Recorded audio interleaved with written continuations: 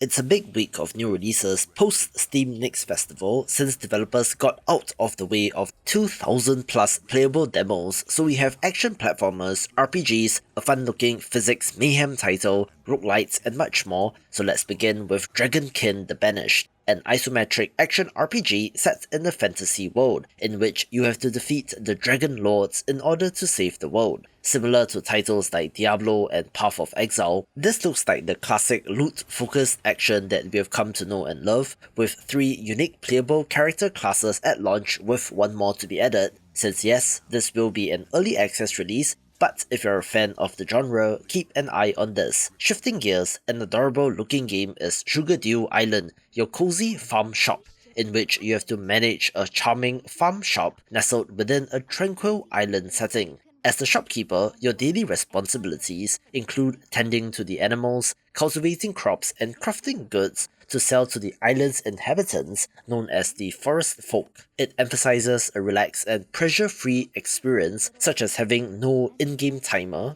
to mark the passage of time, and a turn-based day-night cycle which you control, so it's more chill in that sense, which allows you to savor the cozy vibes. There are pets, a romance system, and something known as the Harmony Tree, which generates small orders for you to fulfill, which upon completion allows you to upgrade the island and will be for cozy game fans. Love indie games? Sign up to my newsletter to get a weekly dose of what's hot, along with some news and of course, weekly game giveaways, so if interested, link is in the description below. Back to action games with the hand-drawn Metroidvania Scarlet City of Devils, a self-styled demon punk hack-and-slash title in which you explore a demon-infested city engaging in intense Souls-like combat. It will have 6 unique weapons that not only enhance your abilities in battle, but also gives you access to new areas, forming the core of the Metroidvania-style progression. In terms of story and setting, there is a constant power struggle in the city due to the warring demon clans, with the powerful Knights of Virtue faction seizing control of the central fountain, constructing a fortress around it to fend off the other demons. And amid this chaos, a heroine attempts to heal the broken hearts of the city, but your mission is to stop her instead. So you might actually be playing as a villain protagonist in this case, but we'll have to see when it releases. Chernobylite 2 Exclusion Zone is a post-apocalyptic action RPG that is the follow-up to a game from 2021, both being set in the Chernobyl Exclusion Zone, blending free exploration of a vast, realistic open world with challenging combat and unique crafting mechanics. The thing that surprised me about the first game is that the base and crew management aspect is actually vital, since you can take a group of NPCs on missions and they do actually help rather than stand around being liabilities like in other games, so look out for that. In this game, you play as a plane walker traversing parallel worlds in search of Chernobylite, a high-energy material, but end up trapped within the Chernobyl exclusion zone and must fight to survive against nightmarish creatures, managing your resources and to build alliances with fellow NPC survivors. It has a non-linear structure in terms of where you can go and how the story unfolds, with this developer taking community feedback into account from the first game, which I expect to be the case in this sequel as well. Another title with a grimdark setting is Do No Harm, a doctor simulator with a Lovecraftian twist.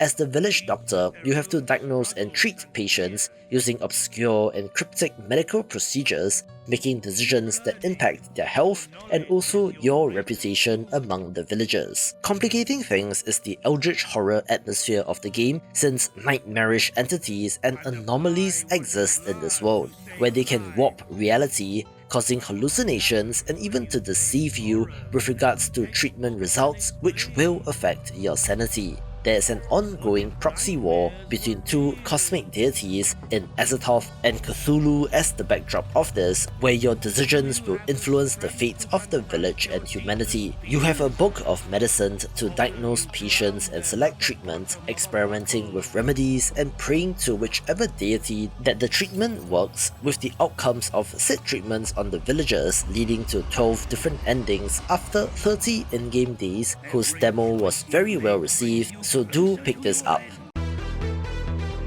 Other games begin with Pao Pao's Cozy Laundromat, which, as the title proposes, is a cozy game in which you play as a panda running said laundromat. It is an idle game and the developer has shown it in docked mode, i.e. follow the Rusty's retirement school of design, where the game takes up less screen real estate but is still ongoing, and you can occasionally check in and click on buttons or just watch the cute little pandas move around. As for the laundromat part, you can purchase colourful washing machines, add delightful decorations, and hire panda helpers to assist in running the establishment, looking very cozy indeed. Another awesome looking pixel art game is Golden Warden, which stands out due to their colour palette chosen, but also the fact that this is a turn-based roguelite in which you are selecting cards, but where it plays out like a side-scrolling title. As you make your way from left to right to get deeper and deeper into the dungeon, you encounter all sorts of enemies as well as hazards and traps. The cards chosen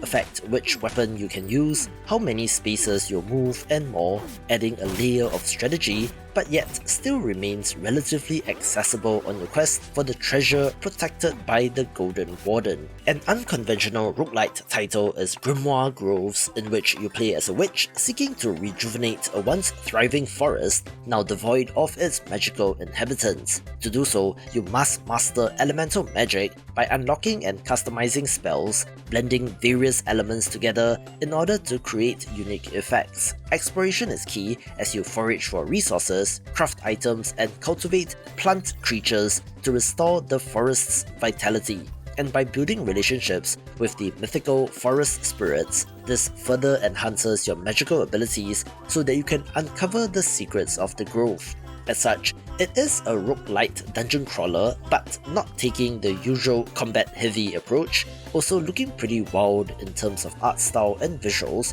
with a main quest centered around a pair of legendary rainbow socks as well, and is certainly unique. If you love puzzle games, you're in for a treat, since Ligo is an exploration-based Suikoden game that invites you to explore a mysterious, non-linear world brimming with puzzles and secrets. As a small blob-like creature, you'll navigate through interconnected areas, each presenting unique challenges and rules, where in addition to the core block-pushing elements like in a Suikoden game, you can also merge and cut creatures and blocks to solve over 200 handcrafted puzzles. Your main goal is to lift a curse and reconnect the fragmented world, and does give me Snake Bird vibes, but is doing its own thing. I'm curious about the non-linear approach to level design and how free you truly would be to explore, where side-scrolling Suikoden will have its own challenges and does look like a real head-scratcher and is the hidden gem of the week.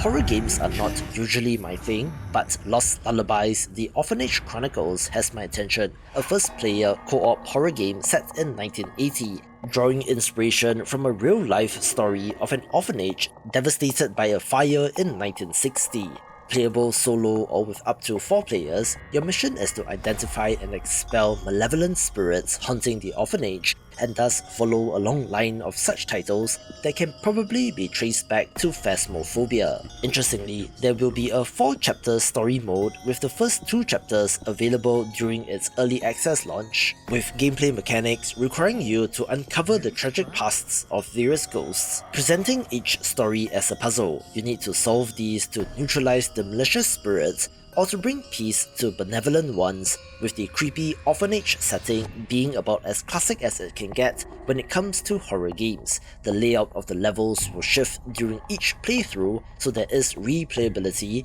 and might just be the next big hit in the space. Something more my speed is MainFrames, a platformer that is set in a digital world within a computer's desktop environment. You control Floppy, an adventurous program on a quest to find its place in a vast digital world, where I love how this game looks, especially in terms of level designs, with each, I'm assuming, set of levels or PC frames having their own unique gimmick, as a 2D platformer should have. It will have quirky characters and secrets to discover, that bring our protagonists closer to understanding their own function, with the fun-looking platforming mixed in with a little bit of puzzle platformer where you have to rearrange the program windows to create a new path forward, and looks very charming. Up and down the rollercoaster of indie games we go, since we have another horror game of interest here in Moonbase Lambda, one that is set within a procedurally generated lunar base where you don't see a roguelite survival horror game every day. You awaken from cryogenic sleep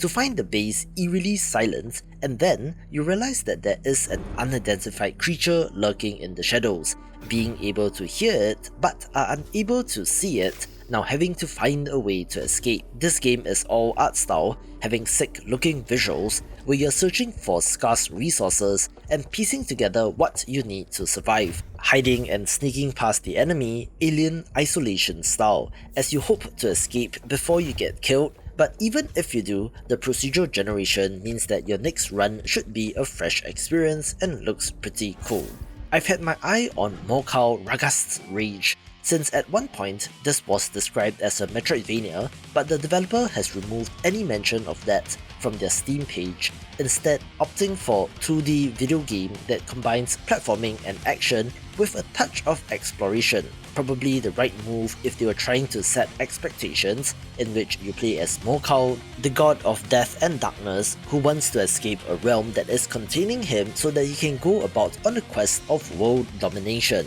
The action platforming looks alright, although I'm not super thrilled about the visuals, where one of the gimmicks is the writing, where this character is aware that he is in a video game and can break the fourth wall to speak with you, the player, so depending on how well that is written and your tolerance for that, this might or might not be your jam. A sweet looking roguelite is Neon Ascending, get this, grid management roguelike tower defense game in which you are placing modules on a grid and fending off waves of oncoming enemies, selecting from a variety which includes weapons like machine guns or enhancements like increasing the rate of fire. Strategy then involves finding those synergistic builds among the modules as you stack these effects into overpowered builds. And yes, the trailer does eventually show that this seems to take inspiration from Vampire Survivors as well, with the hordes of enemies, but where you are stationary, but I have to give props where it's due since this looks gorgeous. The latest entry in the extraction genre is Seekers of Skyveil, seeming to be the next big target for a gold rush following the Battle Royale, where Escape from Tarkov and Hunt Showdown still seem to be standouts, but we have had games like Legacy, Steel and Sorcery doing decently well, where this game meshes the PvPvE elements with the MOBA, which, as you might know, historically has a massive potential fan base.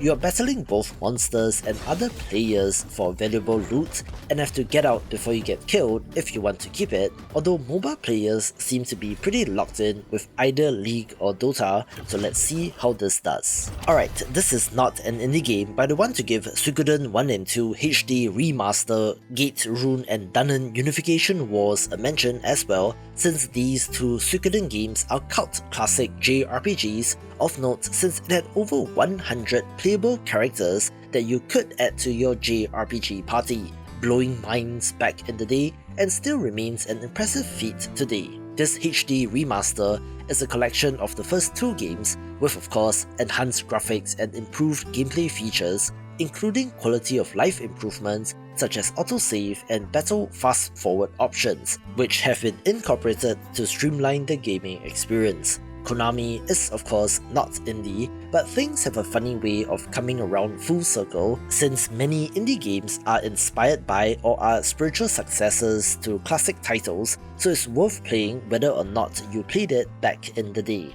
The developer of Warm Monkey reached out and I had to cover it, since it just looks so weird, even if I'm not really sure what kind of game this is, stating that it is an action platformer in which you play as a monkey in a modern exotic cityscape. Every 10 seconds, a new monkey joins your troop and your need for water increases as you attempt to make your way to the sea, where monkeys can fall from height or get hit by a bus and die, with a new leader monkey taking the lead, so as long as you have one monkey alive, it is not game over, but what a weird and interesting title this is. This one's for indie game developers. The free indie game marketing resources are ready, so sign up via the link in the description below to get it in your mailbox. We also have the 1.0 release of Schism, an action roguelite title with an interesting combat system and a weird story setup and setting, being in a dystopian future where the schismatic engine, the world's primary energy source, has vanished, leaving the planet buried under heaps of rubbish. You play as a prisoner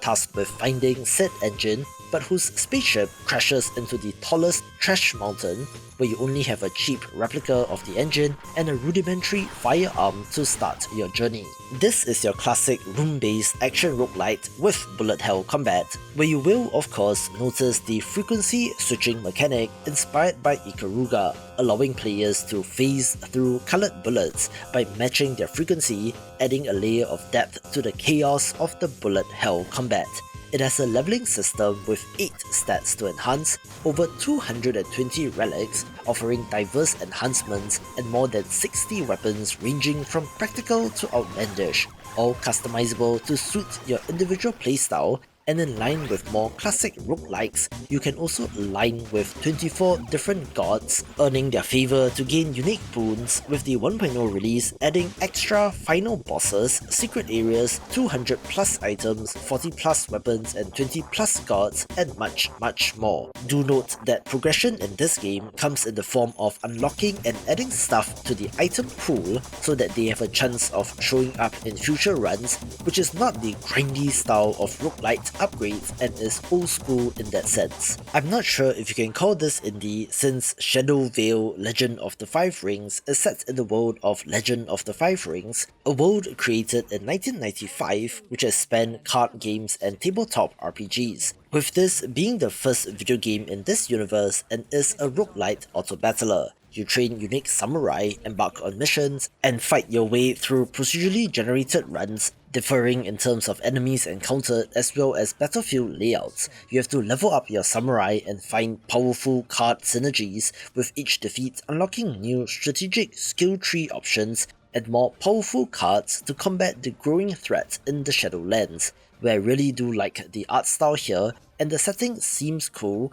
drawing upon the cinematic masterpieces of Akira Kurosawa, but with shapeshifters, dragons and gods as well, making this of interest. Go on a transcendental journey where music and combat intertwine in Everhood 2, the sequel to a popular game from 2021 that is pushing the boundaries of the genre definition of an RPG. Awaken as a lost soul in a realm between realities, guided by a celestial raven who promises to restore your voice upon defeating the formidable Mind Dragon. As you make your way through diverse interdimensional worlds, you will come across a cast of strange and interesting characters, but combat has to be the highlight here. It looks like a rhythm game, but with a slight difference, in that you're not trying to hit notes on the beat, but rather avoiding the waves of enemy attacks, dodging and then countering with your own, with music being central to combat, with over 100 original songs made for this game. You can choose from a variety of weapons which will change combat, so you need to master both weapons and timing in this game. The world and setting is also very weird and trippy, since you will encounter real-life historical figures like Joan of Arc, for example, being very weird but so interesting, and might be on some Game of the Year list down the line. After a little bit of a delay from January, we have the early access release of Secret Agent Wizard Boy and the International Crime Syndicate, a cheeky physics-based action title that combines Harry Potter and James Bond. You play as a covert operative infiltrating a prestigious wizarding school to dismantle the nefarious spider criminal syndicate run by its headmaster Grumble Mort, which is concealed beneath the ancient halls of the school. As a student, you can go for lessons and learn spells, mixing those with military-grade explosives in this wacky sandbox adventure. Apparently, this is the first commercial project by all three Semensky brothers, known for Dusk and My Friendly Neighborhood, which makes it quite the curiosity and does look like light-hearted fun. Now this game has potential since the cleverly named Knights in Tight Spaces is the follow-up to Fights in Tight Spaces, both being turn-based tactical roguelites, but this follow-up has a medieval fantasy setting where you control a party of 3 characters instead of just 1, taking on all sorts of enemies and looks sick. We're pretty confident in the quality of this game. Watch this video for more of the best upcoming strategy roguelites.